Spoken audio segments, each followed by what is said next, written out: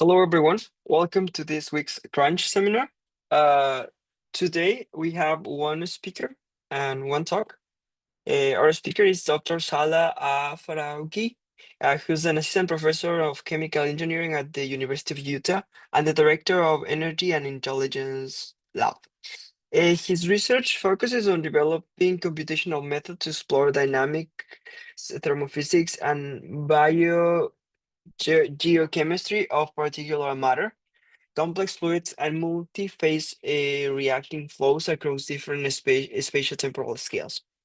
Dr. Faroughi earned his PhD from Georgia Tech and completed his postdoctoral research at MIT.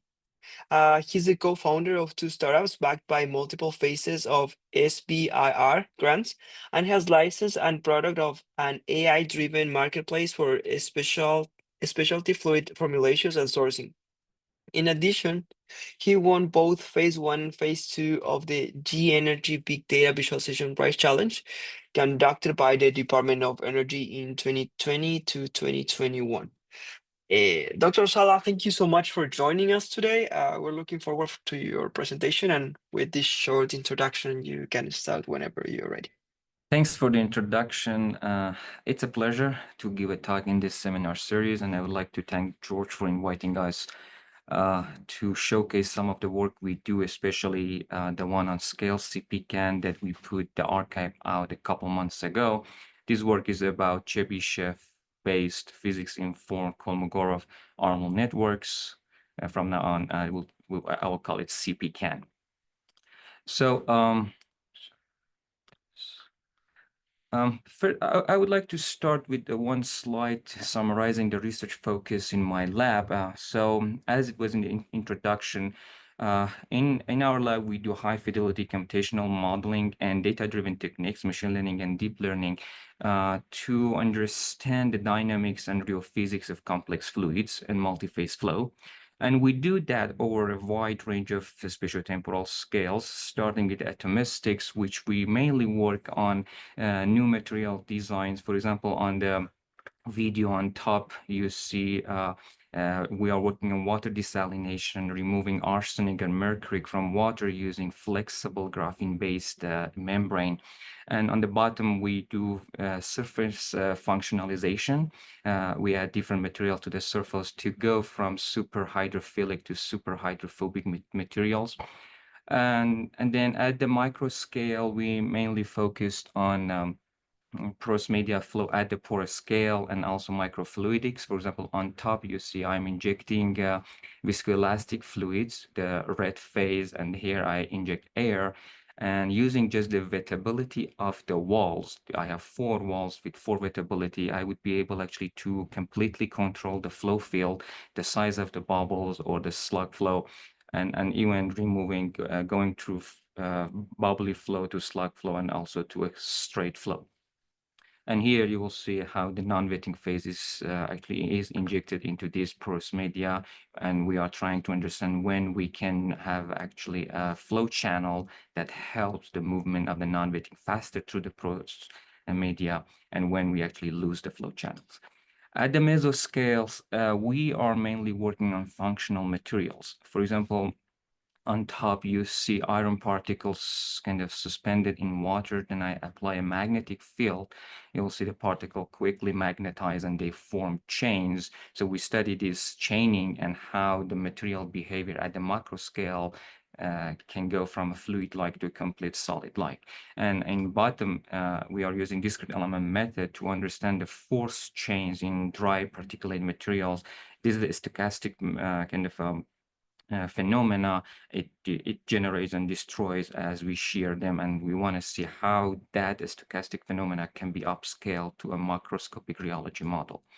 Then at the macro scale, we do a lot of work. I'm just showing 2 of them. The flow, this is a turbulent flow over an object that could be the pier of a bridge, and we do different wettability patterns on that to be able to minimize the drag force and also alter the frequency of the vortex shedding.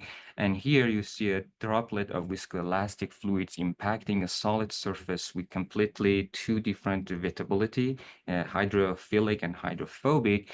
And because of the expansion and the bounce back, we want to see how we can use several images like this and use deep net to be able actually to and can back calculate the rheology of the fluids and develop a new way of rheometry.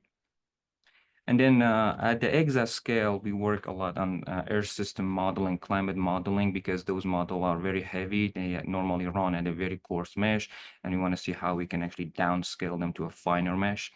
And then we do a lot of geosystem modeling. It could be a subsurface carbon storage, subsurface hydrogen storage, or water contamination, groundwater contamination. And this is actually the problem that kind of prompted us to do this CPCAN study. And I would like to spend a couple minutes here as well, just to what is the engineering motivation behind that. So we got a grant from DOE, and we wanted to use data-driven approach to improve the simulation capability, our simulation capability of transient PFAS, fate and transport. So PFAS stands for per and polyfluoroalkyl substances. They are synthetic chemicals that are resistant to almost everything, to heat, to oil, to water. So they are used in many products, consumer products, and processes like fighting foams. It's almost made of that. Carpets, if you want to make it stain-free, or resistance to stains. And therefore, and these materials are very hard also to get rid of because of the carbon and fluorine bond. It's not very, they will stay in environment. And once those products are kind of disposed somewhere, these material find their way easily to the soil and then can go actually contaminate the groundwater and drinking water. So if you look at this problem, we are dealing with a multi-scale system. So at the reservoir scale, we are looking at a kilometer by kilometers, and from time, it will be years, months and years. And then when you focus, but the most important phenomena, the interesting phenomena is actually happening at the pore scale, which you see this material will stick to the solid surface. So we have adsorption to the solid surface. We have adsorption to the air-water interface and also inside the water in the pores that completely change the dynamics and the hydrodynamics of how these materials will actually transport in both unsaturated, semi-saturated, and fully saturated soils.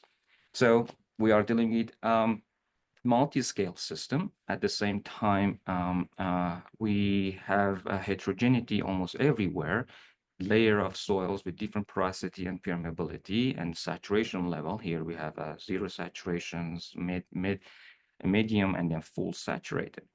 And so one thing that we can do, so we first need to simplify. So we can use closure models to kind of represent all these phenomena at the micro and nano scale back into the continuum scale to at least simplify the problem a bit. And we are interested in the inverse modeling, not just the forward modeling, because we can use traditional numerical techniques for that. So if we do so, then we will end up with two fully coupled water transport and PFAS transport. And these are all the closure models, four of them that accounts for whatever is happening at the micro scale. And this one is diffusion, dispersion, and this is just the transport. And the goal is now that we are at the continuum scales, normally we have sparse field data sets. And this is my field. Again, this is kilometer by kilometer, and these things are going from left to right and takes months and years.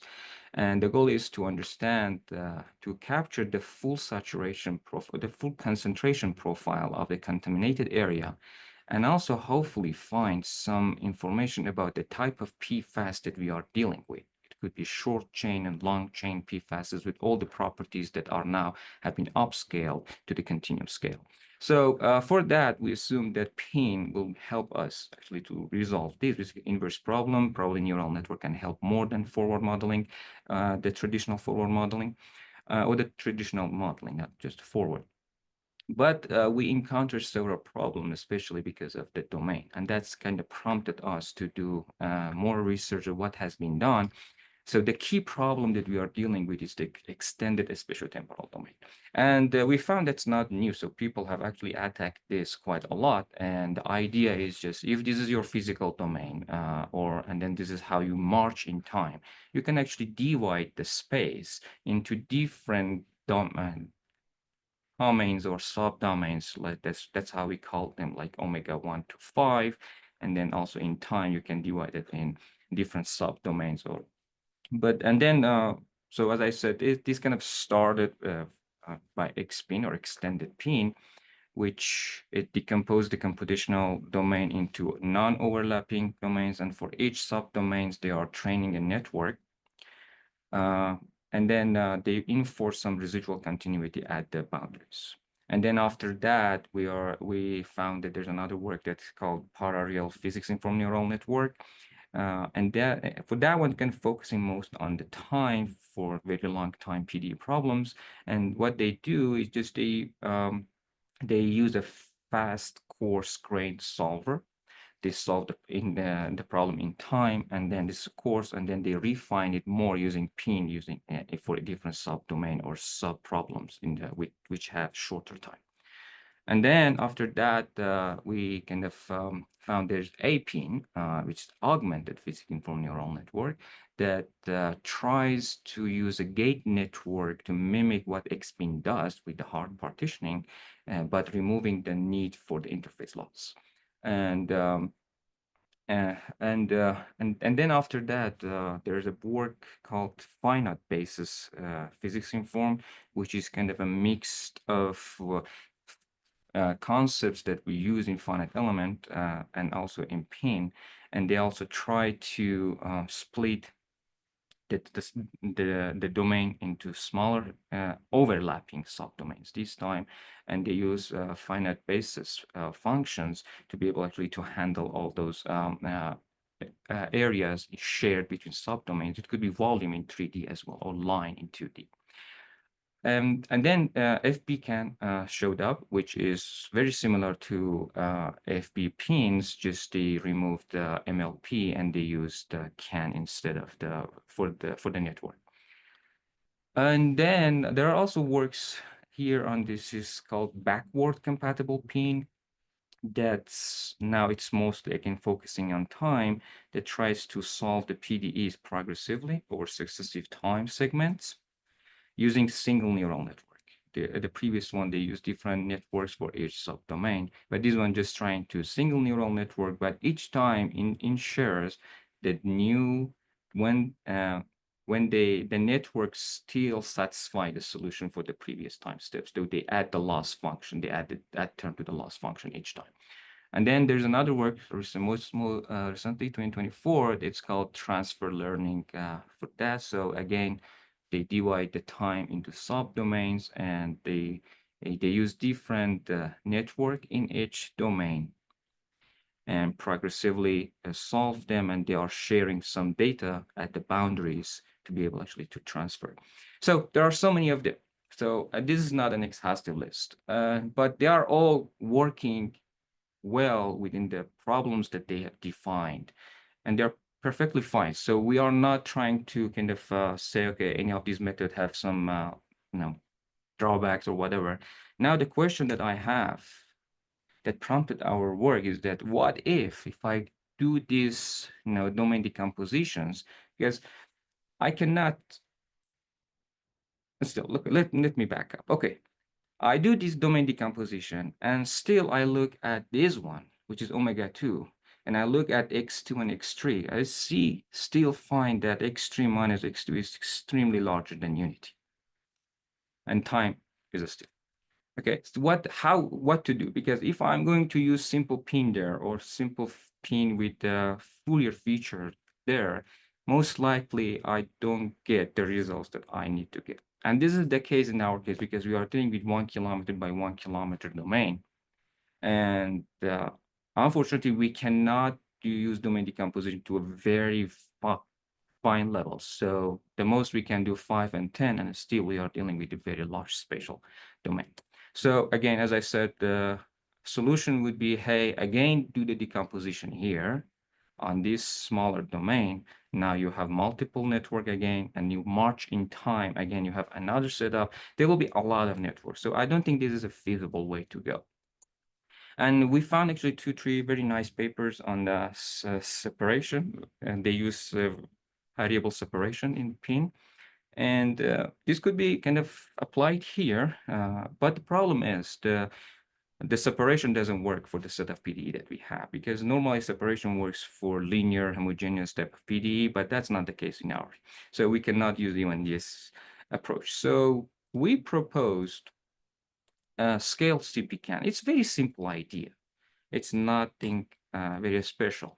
So the goal is that, okay, I'm using CAN, and then I know CAN, I use some learning functions. For example, I use Chebyshev in this case, and Chebyshev wants the input to be between a -1 and 1, and my domain may not be at that level. And we can actually do the normalization using tan H. That's what people have done. But the problem is that does not solve the problem entirely until we also scale the PDE, like what we do in fluid mechanics. We scale the PDE based on time and space because we want to simplify it a little bit. That's what we did, actually. We actually moved to scale the PDE for the loss function into a scaled PDE. And the scaling is done, so the domain goes between whatever we are, how big it is, between -1 and 1. I'm just talking about the space at the moment, and then I'll talk about time later. Well, one idea is to use the same scaling techniques for time, but time is unidirectional. It seems that scaling doesn't work there. Okay. So this is the idea. This is a very simple idea. Now I'm going to do some introduction of the CAN very quickly, and after that I will do some NTK analysis to see why even this simple idea should work. Salah, So sorry, I didn't follow how you scale the PDE based on basis function. What basis functions? no, the basis function is just, for example, Chebyshev says my input would like to be between -1 and 1, correct? My domain could be between 0 and 8 here, for example. So I scale the domain. So for example, if this is m, this is minus, for example, this is, so I scale. Oh, just like a reference with a Jacobian, let's say, if you have like a reference element, finite elements. Yes. But I mean, why do you need to do that, since if you use a hyperbolic tangent on the x, then x will go from -1 to 1. Correct. But that's for the input, but I'm also scaling the PD in the loss. So in the loss, I do also have a scale. I see. So, but the Jacobian will come in, right? Yes, for sure. Okay, all right, thank you. So it's just the PDE that goes into also the. Sure. Yeah, yes. Thank you. Yeah. So this is the physics-informed CAN architecture. I'm sure people in this group are very familiar with that, so I'm not going into it. Just replace the MLP with the CAN. Now, MLP versus CAN, I'm going to spend just a couple minutes here. It's just MLP is based on the universal function approximation theory. It's just that you have at least one hidden layer to be able to approximate any nonlinear functions.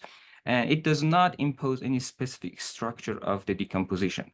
And as you see here, you have a layer by layer operation, and each layer you do have a linear operation, weight and biases, and after that you have a transformation, which is fixed because you have to pick that before the training starts.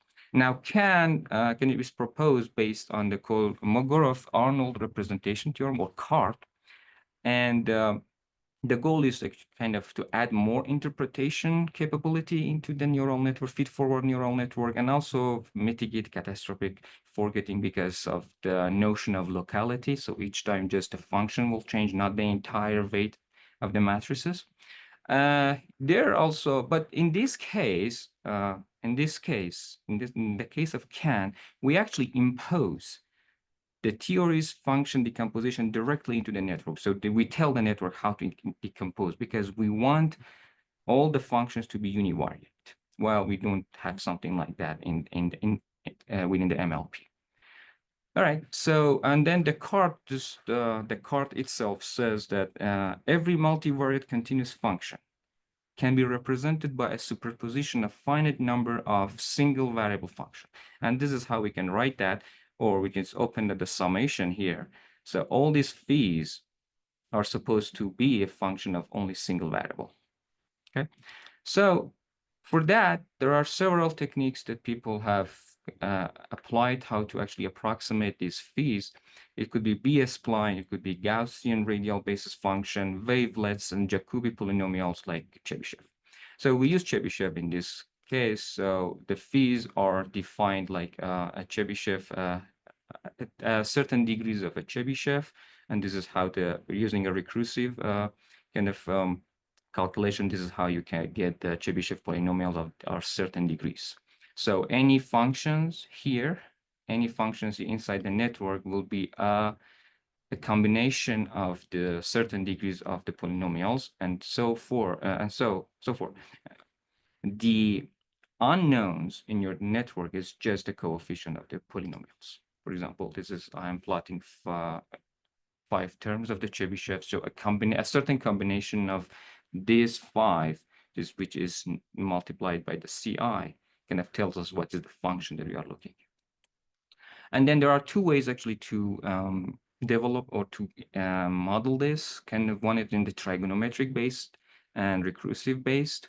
Recursive based is kind of more stable, especially close to the boundary of -1 and 1, and always give you the answer. But it's slower. However, we can do better than just having a for loop here to calculate the polynomial terms.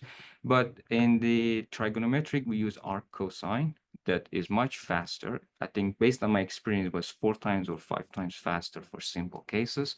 But the problem is that the arc cosine, when we calculate the derivative for the back propagation very close to the boundary of -1 and 1, we may face some problems. And I will show one example for that. So in most of the cases, we use the recursive. All right, so coming back to our idea. So, and now I'm going to show why, for example, a scaling can help. So this one only for the actual data scaling, not the PD. Salah, one question in the previous slide. Can you go back to the This one before? One before. Yes. You said about the computational times of the recursive based that is, you said, is slightly more expensive, but actually that happens if you use the for loop. But if you recompute, like you have a function of all the Chebyshev expansion and just evaluate them, then it's as fast as the other one. So it's and yeah, so that's a comment. Yes, so here for the representation, I showed the for loop, and you're right. Yes, we can remove, actually, we can get rid of this for, yes. All right, so I do some, let's take a look at the NTK analysis for a very simple case of CCAN, which only focuses on the data itself, not the PD, and then we will do some analysis with the PDE, but it will be numerical analysis, not the theoretical analysis. So here, just for those who are not familiar with NTK, just assume that we have a simple square loss function for the data, and we are using gradient descent, and actually change that. And then we use a very infinite small learning rate. Okay, so therefore I can write the time derivative of the trainable parameter, which is equal to the anti-gradient of the loss function. Now, if I use the chain rule, I can get out of the parameter space, go to the output function of the network with time, and I will end up with the expression like is a matrix dot product of vector, and that matrix is what the NTK, which is called neural tangent kernel, which is supposed to change with time or with iteration. Now, each element inside that matrix is simply the gradient of the output function with respect to data evaluated at random input vector, Ksi I and Ksi G. Okay, so this is for each element. Now, for MLP, Jacob et al., they showed that this matrix has actually 2 important properties. First, that it's actually deterministic under random initialization of the network. So whatever you initialize the network with, you can show that will end up to be a constant matrix at the end. So it will converge to a constant matrix. And then also during training, at any time, we can still show that the matrix that might be a bit different between time to time, but still it can converge to a constant matrix. Therefore, this term here can be rewritten like a kernel regression. And we can use that, so we can simplify it, so we can use that for some simple analysis. Now we extend that to secant, where we have only a single layer, and maybe, and so we can write the output of the network very simply using this summation here, okay?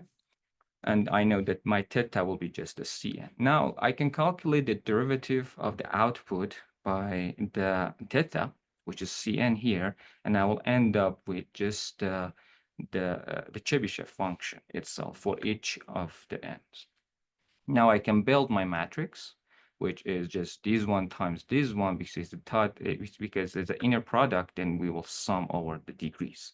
So this is how the matrix. So this matrix is very interesting. It's not a function of time, because my network is extremely simple, but that's not the case when we have a wider and also deeper network. But in this simple case, it's not a function of time. So it is already converged to a constant one. So we don't need to show even with the MLP. In the MLP, you still have some W and B's here. So you still need to show that it actually converges. Even for a very simple MLP, converges to a constant one. But for CAN, it's just constant. Now, okay, now this is my kernel regression for my secant, okay? Now I can go further. This is my kernel regression, and then this is my kernel matrix, so I can calculate them for different input variables. So I can now define my average convergence rate as just the average of the eigenvalues, or that can be because my matrix is positive semi-definite matrix, definite, then I can just say, hey, this is just a trace of this matrix. So my average convergence rate is the trace of my kernel matrix. So obviously we would like to have higher average convergence rate for our matrix, because then we actually get closer to the at each time step we decrease the error more. Okay, now if you have two matrices, and I will get to that point, especially once you have actually in the loss is not simple data and you have PD, then you have two or even multiple matrices, and the one that has higher average convergence rate will dominate the training. Okay. All right. So now in the paper, we showed that this trace can be represented by this integral, because we are using the trace I and j will be the same. Therefore, they will be Tn squared. And then this is because I am picking my point, sample point from a uniform distribution between -1 and 1. Then my P is 1/2. And now if I calculate this integral, I will end up with 1 plus k/2. Means I have a controlled, ACR. So I can see if I increase my K, then my ACR increases for my network, and I get a faster convergence. This is when the domain is between -1 and 1. Now, the question is, let's say the domain is now between -m and m is bigger than 1, and let's consider the same process with two cases. Once we don't scale the variable, I'm just talking about the variable, which we do using tanh, and then when we don't do this. So in the first case, we don't scale it, so we are between -m and m. This is how you build the equation for the ACR. Then I will represent this integral with the function h, okay, here. And that can be divided into three integrals when the psi, the magnitude of the psi is smaller than 1. So we end up with this integral, which is equal to 1 for all n except 0. For 0, it is 2. Okay, so it's not actually mentioned here. And then when the magnitude of psi is bigger than 1, then we can define my Chebyshev function using this term. This is shown in the paper. And then I will end up calculating the integral, and then adding to this, I will end up with the h function, which is a function of domain size, and n is the polynomial degree. Now, if m is big, which is in our case the case, then this term only will dominate, and you can simplify function h as this term. which again, back now, if we put this back here, we will see that our ACR, which was very simple in the first case, was 1 plus k over 2. Now this time is a function of m, and it grows very fast as m actually grows, or as n grows. Now the next step would be to do the same thing, but now we scale the input. Okay, we scale the input minus m and m. Now we do this to go between -1 and 1. So I will have a scale Chebyshev now, and then I will put it in my matrix, kernel matrix. I'll calculate the matrix for my network, and then I calculate the integral here, and that's easier because I'm going to change the domain from psi to x, and I will end up with a much simpler integral, which is very similar to the first case. And if I calculate that, my ACR will go back to the actual case, which is 1 plus k over 2, means that even my domain is between this and this. If I do the scaling, then I can actually have a much better control over the convergence rate of the training. So a quick recap here, why the scaling is important. It's just based on the ACR analysis, we just find this when we do scale, we have a controlled ACR, and when we do not scale, actually, we have much more complex ACR that can actually go out of control very quickly. And that is important, especially when we have different matrices that we have. So Salah, when you say goes out of control, it doesn't converge, right? Because M is large, so this diverges, right? The series diverges. That's what, yes. So unless we have small m and then we play, yes, exactly. That's just to show simply that why scaling should be done. And k here is the degree of the Chebyshev polynomial. K is yes. So for example, if I use a polynomial of 5, that would be 2.5, so 3.5. So it's a single number. What's the highest k you use in practice? I think we use 4 and 5 in our cases. Okay, thank you. Yes. All right, so then this table just, compare this to, which we just talked about them. All right, now the important thing is that once we do pin, then not only we have the data loss, we also have the residual loss. Now that because we have now 2 terms in our loss, then our kernel matrix becomes a block matrix, which is 2 by 2. And if we have Newman boundary conditions, then we have another loss here, and then there will be 3 by 3, and then 2 Newman boundary conditions, that could be 4 by 4. And the matrix, unfortunately, grows very fast. Now, the behavior of this matrix, or the eigenvalue, is actually imposed by the eigenvalue each of these components. And there is a possibility that the data converge faster than the residual, or residual converge faster than the data, and that causes instability quite a lot. So not only we have to take a look at how the K kind of behaves, we also need to take a look how actually the individual component inside that matrix actually behave as well. So in terms of condition number, what is the largest and the lowest eigenvalue, etc., etc. And there is a nice work actually for MLP with NTK analysis done, and they showed that if the behavior of these are not balanced, normally you don't get, and the pin will fail. And it's interesting that scaling does this balancing for us, while in their paper, they use a weight, kind of to play with the weight of any of these functions. Or basically, they put the weight in the loss. All right, so next I will go through some I'm sorry, I have a question. Yes. So here you're saying that because your analysis of their scaling was like for the data-driven part, right? So you're saying that only by scaling, you achieve a balance without the need to add some weights to balance the PD loss and the data-driven loss, right? That's if I got that correctly. Well, we do have the balance on our loss, for sure. Yeah, but your comment was like if only with balance you manage to get the same convergence for the data and the PD. At least within the example space that we did, we showed that even just with the scaling solves the problem. Oh, okay. So now I'm going actually jumping into examples. So the first one is diffusion equation, which is a second order linear PDE. We have Richelieu boundary condition, and then we have a periodic initial condition, and this is the final solution or the ground truth solution Okay, found. one question here in the red square in the top corner, it says lambda res in lambda data equals 0.01 and 10, right? Yes. So So yeah. it means that you're scaling your Yes, your we losses. do it in the loss. Yes. So Okay, I mean that paper I was responding. They did some analysis how to even scale the matrix itself. Oh, okay. Yeah, Okay. you refer to the Sifan Wang and Paris paper, right? I believe so. Yes. That was part of it. Yes. All right. So now I'm showing the results here for the diffusion equation. On top, I have scale CPCAN. Then I have scale PIN. So the same process for PIN as well.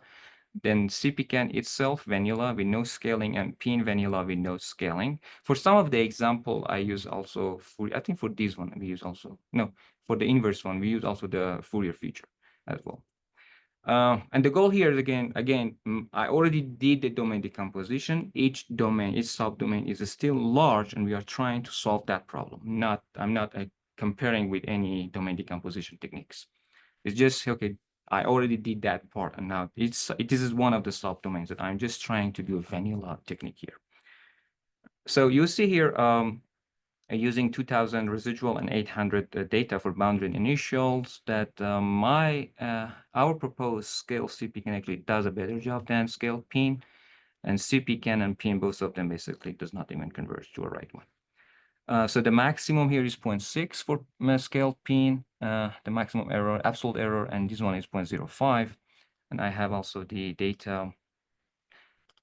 All right, so this is also the network information for all of them. So we selected the networks so they have almost similar number of trainable parameters. That could not be fair to PIN because we know PIN requires more. In one of the example, actually, we try that too, but not in this one.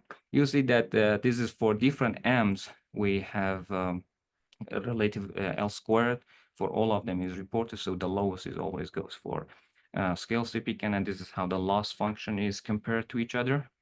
That's we are versus scale PIN. This is versus CPCAN itself, and then there's versus PIN. Now in the next slide, I think I show the behavior of the actually eigenvalues for different matrices. So here's the CPCAN, and we know the CPCAN didn't actually converge to the right solution where it has higher actually ACR or average convergence rate. Then this is by order of 2 order of magnitude larger. And that you can also see this behavior in the loss versus epoch. But you look at also how the matrix behaves. So when you do scale, you at the starting point all the way to basically you are already, your matrix, your kernel matrix is already converged, and you don't see any dispersion here, there, and this is for the residual, this is for the data, and this is for the actual K. But here, when you do not scale, it still grows, it converges, but you see the dispersion. So that will kind of cause instability in the training. And you see also that this is 10 to minus 7 residual, and the data is 10 to 6. So residual converges faster than the data. So it does not even, so it converges too fast, which may actually prevent the network from approximating the correct solution. And that's why, we have this problem in CPCAN, and that can be done for all the other network as well. But for when we scale them, we just scale the input, and we do actually do the scaling for input here as well. This is just the scaling, the effect of the loss part. All right, so now we are comparing the same two methods for PIKAN and CPCAN using recursive and trigonometric. So as I said, trigonometric is, if we are still using the for loop here, is kind of faster. And the important thing is that you cannot solve this problem with trigonometric because you get none for your loss. But when you scale it, you get it done, and it's actually much better than recursive in terms of accuracy. And that is one of another feature that scaling actually can propose here, that you can still use this one even for the problems like here that we actually face. And if we go to the next slide, I kind of show here, this is the loss for the recursive that you get it done, but this is loss for trigonometric, that for the actual CPCAN, we get not a number, because we believe when we calculate the backpropagation derivative, when we get very closer to the -1 and 1, the boundaries, we get some instability there. And that's what it happens. We get a jump here and then suddenly nothing there at the end. While scaling, so why scaling solves that? Actually, I added these slides this morning. Still, we don't know. We are trying to understand why, but we know that because in the PDE we have m squared for example, for our uxx, that actually decrease the gradient. And so that could be one of the reason that it may prevent explosion. And also we have loss term balancing using the scaling. So we scale all the terms inside the PDE, so none of them actually is dominant within the PDE itself. And we need further kind of work here to understand why. Salah, can I ask again about scaling? Sure. So you're scaling the PDE, the domain, for example, because you're expanding the domain, that's why the length scale. But let's say you have Navier-Stokes where you have the Reynolds number. Yes. You also want to non-dimensionalize the PDE, right? That's what this shows.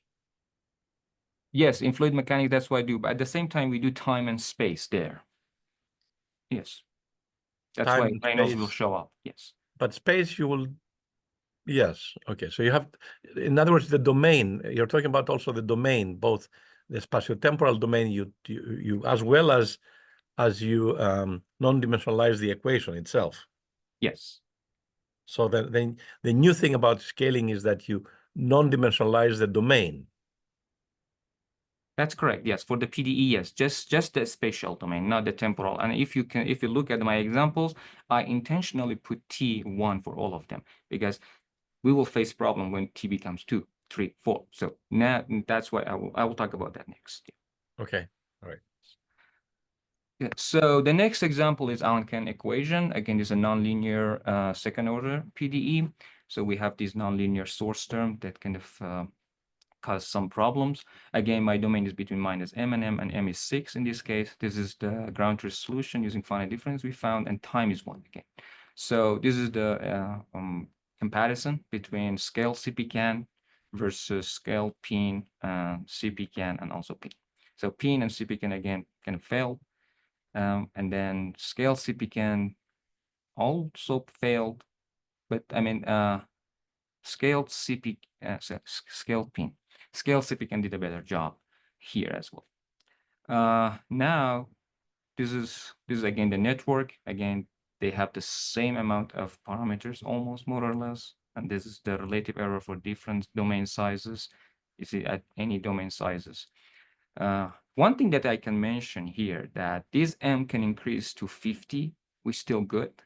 But for some reason, when we are hitting 80 and 100, like for example, 100 meter, we see a sharp degrading the accuracy of the model. So now that we are trying to understand when is actually what. So maybe we need another further decomposition. So that's where we are trying to, whether NTK can give us something, where we see the dispersion, where we don't see the dispersion. That could be the place where we actually, we don't see the dispersion up until, for example, M20, then that could be a single subdomain itself. But that's not discussed here. All right, so and then we can actually increase the accuracy of our model by adding more data sets, especially experimental data set or internal data for the Allen-Kane. So you see at the bottom part, we have 200 more data points, and then we kind of divided the absolute error maximum by a factor of 4.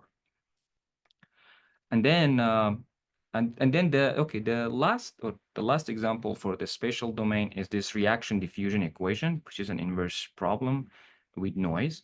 So I have this equation here, and this is my boundary condition, and I assume this is my solution, and based on that, I can back calculate F. Now the goal is, if I know just 10 points of my final solution for U, can I actually get the entire solution at the same time also approximate what is the kappa? And we got this example from your groups. worked, which you use Bayesian pin to solve. And now we are using scale CPCAN, and this is the behavior of the loss function. You see that all three kind of fail very soon. Pin, CPCAN, and scale pin, but scale CPCAN is still learning after the 20,000 epoch. So we added some noises to the data points just to make it more interesting. I think in the paper we added 3 levels, but I'm showing only for the 0 mean plus 5% standard deviation. Okay, so, and here's the solution, the results, sorry. So on top, you will get kind of full solution, more or less, with certain error using scale CPCAN, but you see the scale pin, CPCAN, and then pin actually fail to get the full solution. Now in the next slide, I'm using the left-hand side. So calculating the left-hand side and comparing with F, which I have it theoretically, you see that scale CPCAN did a very good job. This scale pin in some places, yes, but in other places kind of failed. The same true for CPCAN and also for pin. This is for calculating the entire left part of the PD. And then the next one is the measure of kappa. So the real kappa that we did, we generate the data and everything was 0.7, and scale CPCAN predicted very close value. So it's 0.0, I don't know, it's 10 to minus 4. That would be the relative error. And then scale pin is completely off. Now I do more practices here. Again, this is the network. So far, all the prediction and all the comparison is with the considering we use the same number of theta, which may not be fair to pin. So next practice, what we do, we actually increase the network and the amount of data that is used in pin and scale pin, but we don't get, so we increase it to the level that the training time between pin and scale CPCAN is the same, because scale CPCAN is just, not as fast as pin. So we increase the network and the amount of data that we use, so 90,000, and then the scale the network, so we have a lot more. So it was 420, now it's what? We have 4 layer and 150 neurons. You see, it's still not able to capture the kappa, even by increasing the number of data or number of neurons in each layer. Now, the next exercise that we did, we used Fourier feature. So we added Fourier feature in 2 network size, the smaller network and the bigger network. And the smaller network did a much better job. Now it's much closer to the real value. And the bigger one just passed, I don't know, didn't do a good job, but the smaller one was still kind of more dependable.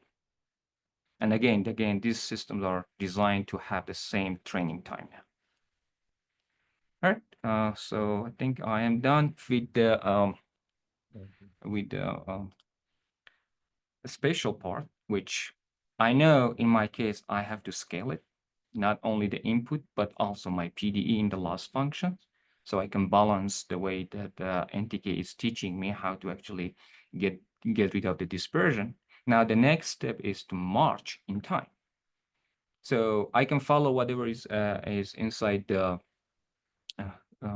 literature, like chopping it, but the question always we have, both in domain and also in temporal, how many partitions I need, and is there any foundational theory that tells me, for example, for this problem you need 10 or 20? Because we show some examples here just to show it's not so easy to do that. So we use Allen-Cahen, again, equation. Now time is 2 seconds, not 1 second. Again, between -6 and 6 for the spatial domain, we do the scaling.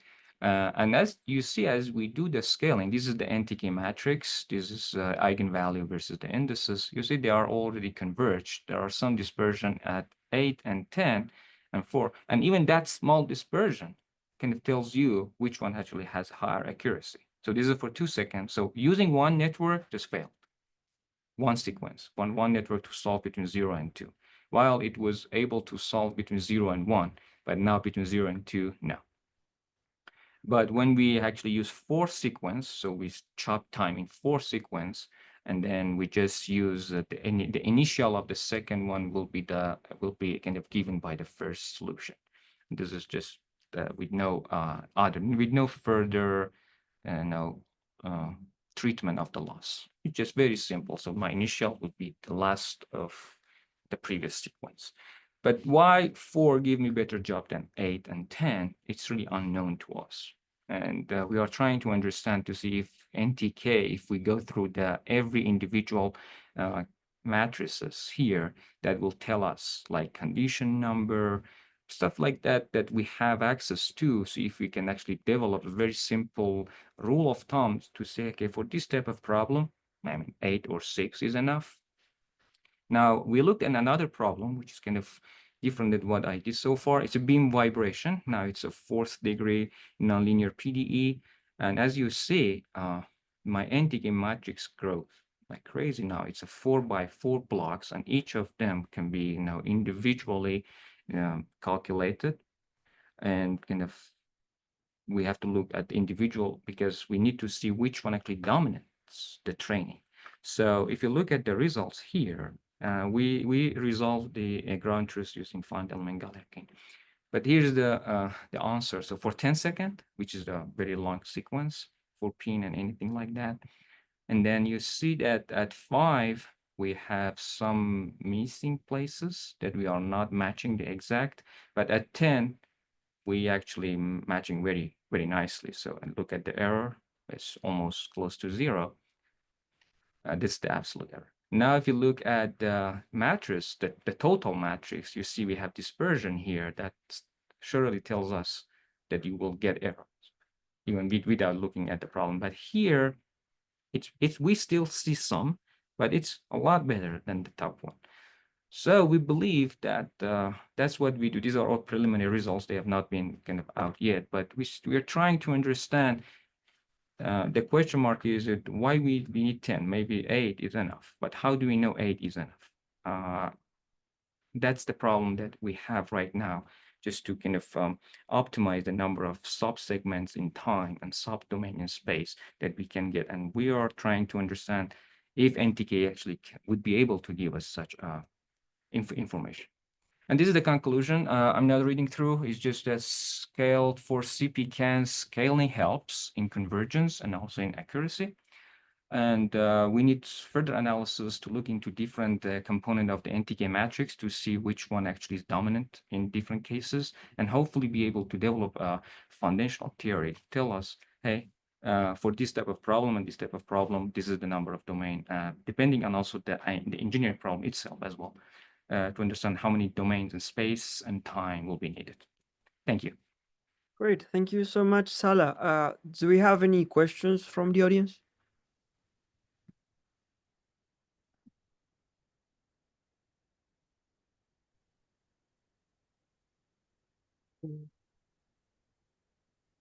Salah, I have about the last point. The paper that you mentioned by Zeyuan Hu on the X-pin, the theoretical part, where we use the Baron norm, Right. actually tells you exactly that the domain decomposition is a balance. Yes. So the theory defines the Baron norm, and by computing that a priori, in fact, you can figure out what if the further domain decomposition will help you or not.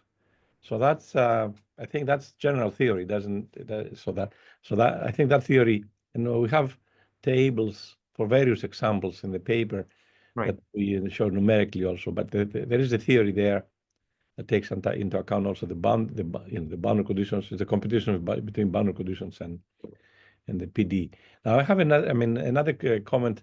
First of all, it was excellent work. I like the analysis with also the practical conclusions.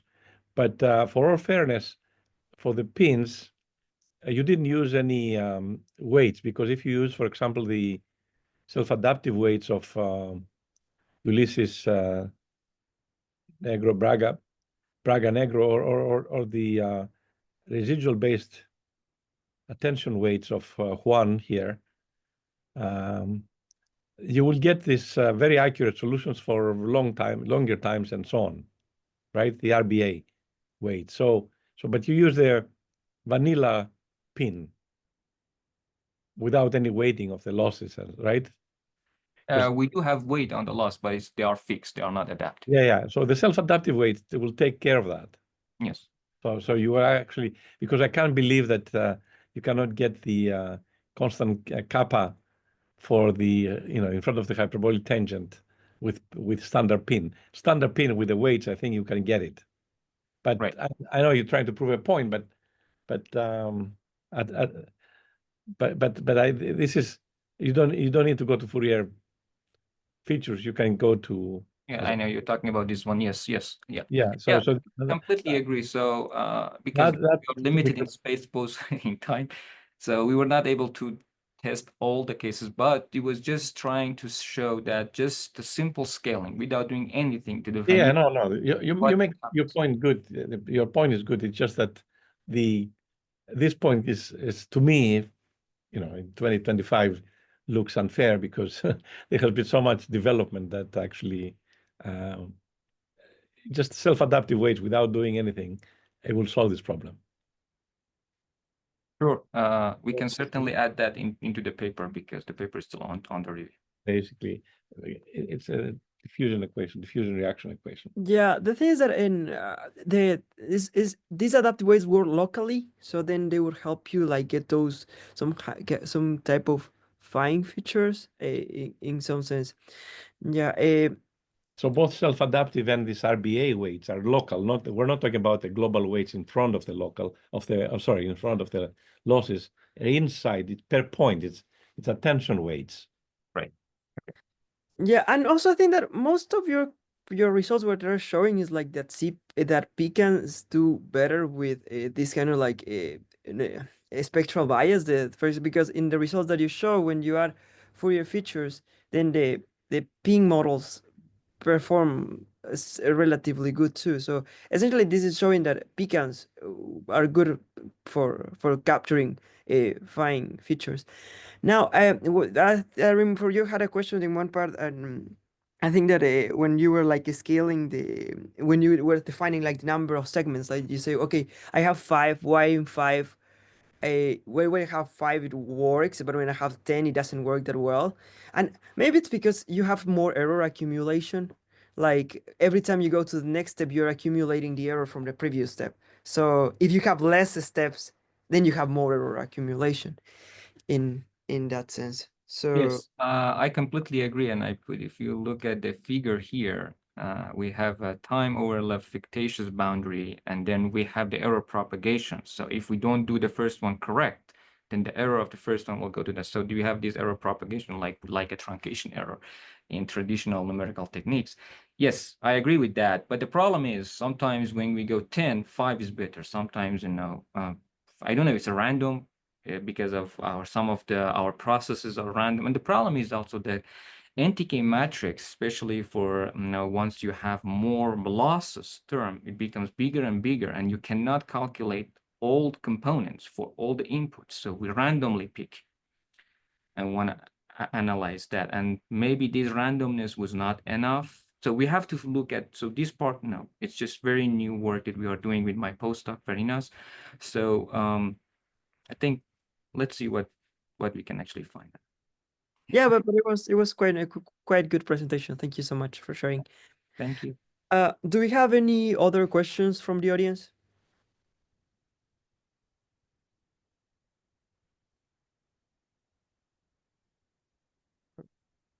Maybe not. So should we close? Okay. So in that case, thank you so much, Salah, for your time. And once again, sorry for the small delay at the beginning of the talk. This was a really informative presentation, and we're all Thanks for grateful. having me. Have a good day. Okay. Thank you very much, Salah. Thank you, George. Okay. Thank you, everyone. Have a nice weekend, and until next time.